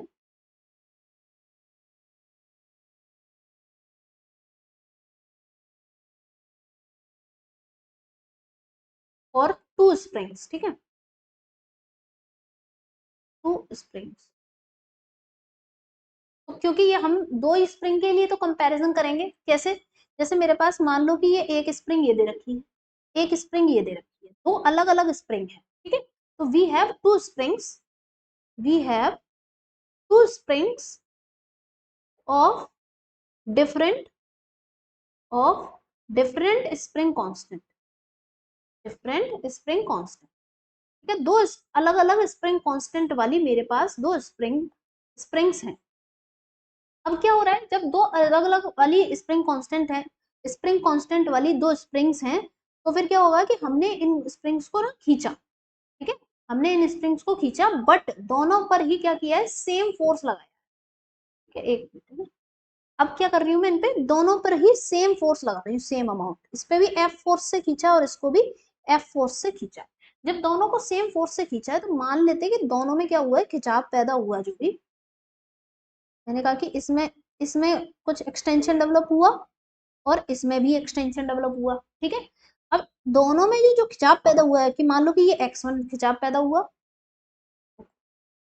इसमें मान लो ऐसे यहां से खिंचाव आया है, फिगर बनाने के लिए समझ लो बस, है ना, इसमें इतना है, ठीक है। तो इसमें जो खिंचाव पैदा हुआ है दैट इज x1, और इसमें जो खिंचाव आया है दैट इज x2। तो अगर तुमने सेम फोर्स लगा के खींचा है दो अलग अलग स्प्रिंग कांस्टेंट वाली स्प्रिंग्स को, तो उसमें जो खिंचाव आएगा वो अलग अलग आएगा, ठीक है, पहली बात।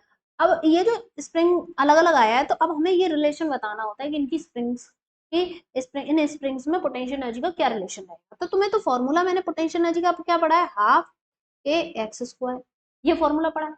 लेकिन इसमें तो कहीं पर भी फोर्स आ ही नहीं रहा, क्योंकि फोर्स जब कांस्टेंट है तो मुझे इस फॉर्मूले में फोर्स लेके आना पड़ेगा ना, तभी तो मैं क्या कर पाऊंगी कि ये बता पाऊंगी कि भाई इसकी पोटेंशियल एनर्जी और इसकी पोटेंशियल एनर्जी में क्या रिलेशन होगा। तो फिर हमें क्या करना पड़ेगा कि अब हम इस फॉर्मूले में ऊपर और नीचे के का मल्टीप्लाई कर देंगे। जब हम ऊपर नीचे के का मल्टीप्लाई कर देंगे तो क्या हो जाएगा, ये हाफ के स्क्वायर एक्स स्क्वायर अपॉन के। तुम्हें याद हो तो मैंने कहा था कि एफ इज इक्वल टू के एक्स होता है। ये क्या होता है, ये होता है स्प्रिंग फोर्स, ठीक है। मैंने कहा था ना तुमसे कि स्प्रिंग फोर्स होता है, ठीक है। तो ये क्या था हमारा स्प्रिंग फोर्स, स्प्रिंग फोर्स। तो जब ये स्प्रिंग फोर्स हमारा ये होता है तो फिर हम क्या कर सकते हैं कि हम ऐसे लिख सकते हैं 1/2 एफ स्क्वायर अपॉन के। तो इसका मतलब स्प्रिंग फोर्स के टर्म्स में हमारे फॉर्मूला क्या बन जाता है, एफ स्क्वायर अपॉन 2k। मतलब जब तुम्हें एक्स ना दे रखा हो, एक्स नहीं है तुम्हारे पास, तब तुम क्या करोगे, एफ स्क्वायर अपॉन 2k वाला फॉर्मूला निकाल लोगे, और इससे तुम्हें पोटेंशियल एनर्जी का रिलेशन मिल जाएगा, किसके साथ, के साथ। अब क्या होगा कि तुम्हें यहाँ पर फोर्स कांस्टेंट है तुम्हारा। अब जब तुम्हारा फोर्स कांस्टेंट है, एफ क्या है, कांस्टेंट, तो हम क्या कह देंगे कि भाई यू जो है वो इनवर्सली प्रोपोर्शनल है के, ठीक है। यू क्या है, इनवर्सली प्रोपोर्शनल है के। तुम्हारा रिलेशन कैसे निकालेंगे, u1 upon u2 is equal to k2 upon k1, क्योंकि हमें क्वेश्चंस में पता है के ही दे रखा होता है, के बारे में रिलेशन दे रखा होता है, फिर एनर्जीज का रिलेशन पूछता है और बोल देता है कि सेम कांस्टेंट फोर्स से खींचा है और ऐसे किया, ठीक है। अभी क्वेश्चन कराऊंगी तो और अच्छे से समझ आ जाएगा। नेक्स्ट है कि इलास्टिक पोटेंशियल एनर्जी देखेंगे हम दो स्प्रिंग्स के लिए, फिर से वही बात है यहाँ पर भी, फॉर टू स्प्रिंग्स, ठीक है, टू स्प्रिंग्स। तो इन्हें क्या है कि अब कैसे किया है, अब देखो यहाँ पे पहले से लिख लिया है मैंने सारा, कि इनको खींचा गया है या फिर कंप्रेस किया गया है by same distance, same distance से। अगर सेम डिस्टेंस का खिंचाव आ रहा है तो इतनी बात पक्की है कि अलग अलग फोर्सेस से खींचा गया होगा। तो तुम्हें इस पे ध्यान नहीं देना क्या चीज अलग है, तुम्हें इस पे ध्यान देना क्या चीज सेम है। जैसे पहले वाले में सेम क्या था, फोर्स सेम था, इस वाले में सेम क्या है, एक्स सेम है। तो पहले में फोर्स सेम था तो मुझे पोटेंशियल एनर्जी का वो फॉर्मूला यूज करना था जिसमें फोर्स आता हो, ताकि अगर वो सेम हो जाएगा तो मैं उसे काट दूंगी तो फिर रिलेशन आ जाएगा। अब क्या है, अब सेम डिस्टेंस से खींचा गया है, सेम डिस्टेंस से खींचा गया है, तो फिर तो मेरा यही फॉर्मूला काम कर जाएगा। फिर ये तो सेम हो गया तो एक्स हटा दो, तो u is directly proportional to k, तो u1 upon u2 is equal to k1 upon k2, ठीक है। तो मतलब जिसका k ज्यादा उसी की पोटेंशियल एनर्जी ज्यादा। इसमें क्या हो रहा था, पहले वाले में सेम फोर्स से खींचने पर जिसका k ज्यादा, अगर इसका k ज्यादा है तो इसमें कम पोटेंशियल एनर्जी डेवलप होगी, ठीक है। अब चलो क्वेश्चन देख लेते हैं तो समझ में आ जाएगा। क्वेश्चन क्या कह रहा है कि दो स्प्रिंग्स हैं, ठीक है, एक का स्प्रिंग कांस्टेंट 1500 है, एक का स्प्रिंग कांस्टेंट 3000 है, ठीक है। तो मैं ऐसे लिख दूं, K1 जो है वो मेरे पास 1500 है और K2 जो है वो मेरे पास 3000 है, ठीक है, न्यूटन पर मीटर, न्यूटन पर मीटर। अब ये क्या हो रहा है कि respectively are stretched with the same force, बस यही तो पकड़ लेना है, तो सेम फोर्स, दोनों को सेम फोर्स से खींचा जाता है, सेम फोर्स से खींचा गया है तो फिर कौन सा फॉर्मूला लगाएंगे, वो फॉर्मूला लगाएंगे जिसमें फोर्स आता हो, ठीक है। सेम फोर्स से खींचा गया है तो वो फॉर्मूला लगाएंगे जिसमें फोर्स आता हो। ताकि हम उस फोर्स को हटा सके। तो एफ स्क्वायर अपॉन 2k वाला फॉर्मूला लगाएंगे तो u is inversely proportional to k हो जाएगा। क्यों? ये चीज तो सेम है ना, ठीक है। तो फिर u1 upon u2 is equal to k2 upon k1। k2 क्या है? 3000, k1 क्या है? 1500। तो यानी कि u1 upon u2 is equal to 2 upon 1, 2:1, ठीक है। तो हम ऐसे कह सकते हैं कि u2 is equal to u1/2, कैसे भी करके कह लो, जैसा तुम्हारा मन करे। इसमें ऑप्शन नहीं है, और ऑप्शंस होते तो हम उस हिसाब से आंसर लगा देते। अभी मैं कहूं कि अगर इसी क्वेश्चन में जो अभी बताया है, इसमें इन दोनों स्प्रिंग्स को खींचा जाए सेम एक्सटेंशन से, मतलब सेम डिस्टेंस से खींचा जाए, तो सेम डिस्टेंस से खींचा जाए तो हम वो फॉर्मूला यूज करेंगे पोटेंशियल एनर्जी का जिसमें सेम क्या है, जिसमें एक्स आता हो, एक्सटेंशन सेम हो सके, तो हाफ के एक्स स्क्वायर वाला फॉर्मूला यूज कर लेंगे। इसमें एक्स क्या हो जाएगा? ये तो सेम की वजह से चला जाएगा। और फिर हम क्या करेंगे कि u is directly proportional to k, तो u1 upon u2 is equal to k1 upon k2। तो k1 क्या था? 1500, k2 क्या था? 3000। तो आंसर क्या हो गया? 1/2। तो इस तरह से रेशियो मेरे पास क्या आ जाता है? 1/2। तो इस तरह के रेशियो वाले क्वेश्चंस होते हैं काफी, तो एक बार ट्राई करना, ठीक है। तो अभी के लिए हम इस वाले लेक्चर के लिए इसको यहीं पे एंड करते हैं। बाकी नेक्स्ट जो है वो हम चेंज इन पोटेंशियल एनर्जी वाला टॉपिक है, उसको खत्म करेंगे, और फिर नेक्स्ट लेक्चर में हम इस चैप्टर को अपना खत्म कर देंगे। एक और लेक्चर लगेगा इसमें, तो change in potential energy, equilibrium वगैरह का जो कॉन्सेप्ट है और पावर वगैरह है, तो हम इसको नेक्स्ट में खत्म करेंगे। तो टिल नाउ आई थिंक कि तुम्हारे सारे टॉपिक्स जो हैं वो क्लियर हो रहे होंगे, क्रिस्टल क्लियर। तो अपनी क्वेश्चन प्रैक्टिस प्लीज अच्छे से करते रहना। देख लेना कि तुम अगर क्वेश्चन प्रैक्टिस अच्छे से करते जाओगे इन लेक्चर्स को पढ़ने के बाद, डेफिनेटली तुम बहुत अच्छा स्कोर करोगे, और मैं चाहती हूँ कि तुम बहुत अच्छा स्कोर करो, है ना, क्योंकि तभी तुम्हारे अच्छे स्कोर आएंगे, तुम्हें सक्सेस मिलेगी ना, तभी मेरा पढ़ाना सक्सेसफुल हो पाएगा। नहीं तो फिर मेरा पढ़ाना बिल्कुल वेस्ट है। अगर किसी के मार्क्स अच्छे नहीं आ पाएंगे तब तक कोई फायदा नहीं है मेरा पढ़ाने का, ठीक है। तो अगर तुम्हें मेरी मेहनत थोड़ी सी भी दिखती है ना कि हाँ मैं थोड़ी सी मेहनत करती हूँ, तो प्लीज तुम भी मेरे साथ मेहनत करो, है ना, क्योंकि बीइंग अ मेडिकल स्टूडेंट, है ना, अपना कॉलेज वगैरह मेंटेन करने के बाद हॉस्टल में रहकर ये लेक्चर्स रिकॉर्ड करना बहुत मुश्किल होता है मेरे लिए, but I am trying my best. इसलिए प्लीज तुम भी अपना बेस्ट ट्राई करो, ठीक है। तो ऑल द बेस्ट। लाइक कर देना, शेयर करना अपने दोस्तों को, और कमेंट्स करके जरूर जाना, ठीक है। Bye bye.